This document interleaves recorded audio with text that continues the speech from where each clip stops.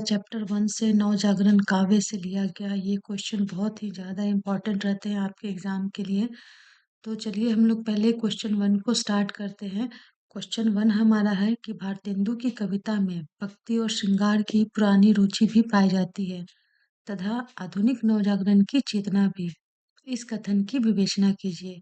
या फिर इससे रिलेटेड आपके दूसरे क्वेश्चन आते हैं कि नवजागरण और राष्ट्रीय चेतना के कवि के रूप में भारतेंदु हरिश्चंद्र का मूल्यांकन कीजिए। तो इस तरीका से आपको क्वेश्चन घुमा फिरा करके दिए जाते हैं, लेकिन आपको दोनों सिचुएशन में क्वेश्चन का आंसर बहुत ही सावधानी से देना पड़ता है। तो चलिए हम लोग क्वेश्चन का आंसर स्टार्ट करते हैं। तो इस क्वेश्चन का आंसर इस तरीके से आप लिख सकते हैं, बहुत ही सुसज्जित तरीके से, जिसका उत्तर होगा कि भारतेंदु युग में परंपरागत धार्मिकता और भक्ति भावना को गौण स्थान प्राप्त हुआ।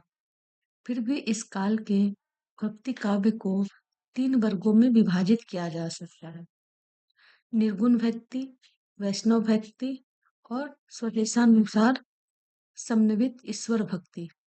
इसमें से प्रथम 2 में से किसी उल्लेखनीय नवीनता का परिचय ना देकर हम लोग मध्ययुगीन परिपाटी का अनुसरण मात्र किया गया है, लेकिन भक्ति और देश प्रेम को एक ही समकोण पर प्रतिष्ठित करना किसी सीमा तक संवेदना की मौलिकता का परिचायक है।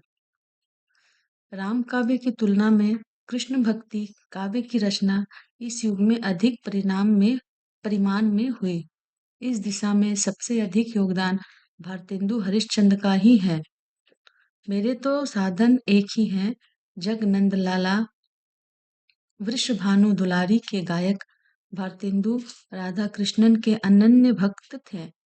वे वल्लभ संप्रदाय में दीक्षित थे और उनके अनेकों पदों में सखा प्यारे, कृष्ण के गुलाम, राधा रानी की भावना के अनुकूल संख्य और विनय भाव की भक्ति की निदर्शन मिलती है।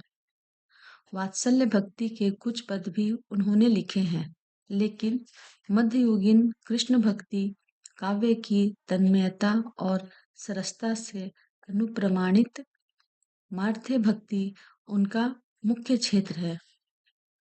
पुष्टि मार्गीय भक्त होने के कारण उनके भक्ति काव्य में कहीं कहीं सांप्रदायिक भावना का सन्निवेश भी हुआ है, लेकिन यह उनकी प्रतिनिधि प्रवृत्ति नहीं है।